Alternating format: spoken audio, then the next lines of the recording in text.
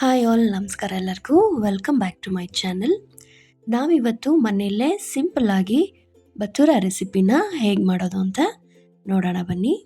ಇದಕ್ಕೆ ಬೇಕಾಗಿರುವಂಥ ಪದಾರ್ಥಗಳು, ನಾನಿಲ್ಲಿ 1 ಕಪ್ಪಷ್ಟು ರವೆ ತೊಗೊಂಡಿದ್ದೀನಿ. ಇದಕ್ಕೆ ರುಚಿಗೆ ತಕ್ಕಷ್ಟು ಉಪ್ಪು, ಅರ್ಧ ಸ್ಪೂನಷ್ಟು ಸಕ್ಕರೆ ಹಾಕಿ ಮಿಕ್ಸ್ ಮಾಡ್ಕೊಳ್ಳೋಣ.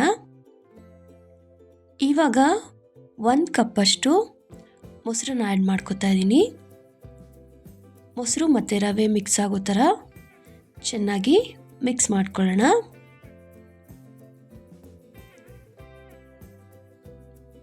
ಇವಾಗ ಇದಕ್ಕೆ ಸ್ವಲ್ಪ ನೀರನ್ನ ಸೇರಿಸ್ಕೊತಾ ಇದ್ದೀನಿ.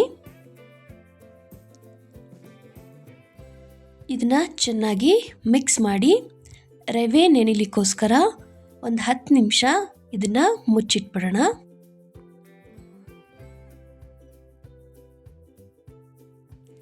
ಇವಾಗ ರವೆ ನೆಂದಿದೆ. ಇದಕ್ಕೆ ನಾನು 2 ಕಪ್ಪಷ್ಟು ಮೈದಾನ ಸೇರಿಸ್ಕೊತಾ ಇದ್ದೀನಿ. 1 ಕಪ್ ರವೆಗೆ 2 ಕಪ್ ಮೈದಾ ಹಾಕ್ಕೊಂಡ್ರೆ ಹಿಟ್ಟು ಕರೆಕ್ಟ್ ಹದದಲ್ಲಿ ಬರುತ್ತೆ.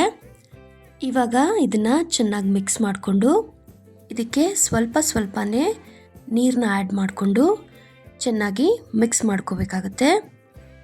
ನಿಮಗೆ ಹಿಟ್ಟು ಏನಾದ್ರು ತೆಳು ಅನಿಸಿದ್ರೆ ಇನ್ನೊಂದು ಸ್ವಲ್ಪ ಮೈದಾನ ಸೇರಿಸ್ಕೊಂಡು ಚಪಾತಿ ಹಿಟ್ಟಿಗಿಂತ ಸ್ವಲ್ಪ ಸಾಫ್ಟಾಗಿ ಹಿಟ್ಟನ್ನ ಕಲಿಸ್ಕೋಬೇಕು. ನಾನಿಲ್ಲಿ 2 ಸ್ಪೂನಷ್ಟು ಎಣ್ಣೆನ ಹಾಕಿ ಚೆನ್ನಾಗಿ ಮಿಕ್ಸ್ ಮಾಡ್ಕೊಂಡಿದ್ದೀನಿ. ನೀವು ನೋಡ್ಬೋದು, ನಾವು ಕಲಿಸ್ಕೊಂಡಿರೋ ಹಿಟ್ಟು ಸಾಫ್ಟಾಗಿ ರೆಡಿಯಾಗಿದೆ.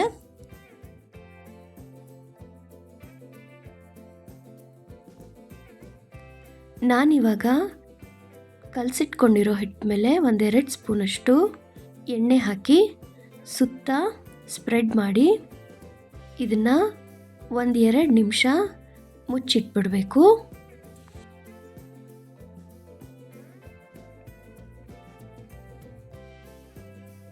ನೀವು ನೋಡ್ಬೋದು ಇಲ್ಲಿ ಹಿಟ್ಟು ಎಷ್ಟು ಸಾಫ್ಟ್ ಆಗಿದೆ ಅಂತ.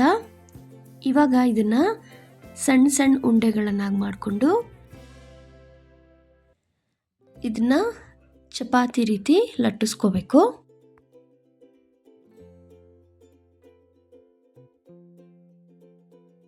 ನಾನಿಲ್ಲಿ ಎಣ್ಣೆನ ಕಾಯ್ಲಿಕ್ಕೆ ಇಟ್ಕೊಂಡಿದ್ದೀನಿ. ಎಣ್ಣೆ ಕಾದ ತಕ್ಷಣ ಇವಾಗ ನಾವು ರೆಡಿ ಮಾಡಿಟ್ಕೊಂಡಿರುವಂತಹ ಬತ್ತೂರಾನ ಎಣ್ಣೆಗೆ ಹಾಕಿ ಡೀಪ್ ಫ್ರೈ ಮಾಡ್ಕೋಬೇಕು. ಇದಕ್ಕೆ ಬೆಸ್ಟ್ ಕಾಂಬಿನೇಷನ್ ಚೆನ್ನ ಮಸಾಲಾನ ಕೂಡ ನಮ್ಮ ಚಾನಲಲ್ಲಿ ಅಪ್ಲೋಡ್ ಮಾಡಿದ್ದೀವಿ. ಒಂದು ಸಾರಿ ಚಾನಲ್ನ ಚೆಕ್ ಮಾಡಿ. ಇವಾಗ ಇದು ರೆಡಿಯಾಗಿದೆ. ನೋಡಿದ್ರಲ್ಲ ಫ್ರೆಂಡ್ಸ್, ನಿಮ್ಗೇನಾದರೂ ಈ ರೆಸಿಪಿ ಇಷ್ಟ ಆಗಿದ್ರೆ ನಮ್ಮ ಚಾನಲ್ನ ಸಬ್ಸ್ಕ್ರೈಬ್ ಮಾಡೋದನ್ನ ಮರಿಬೇಡಿ. Thanks for watching.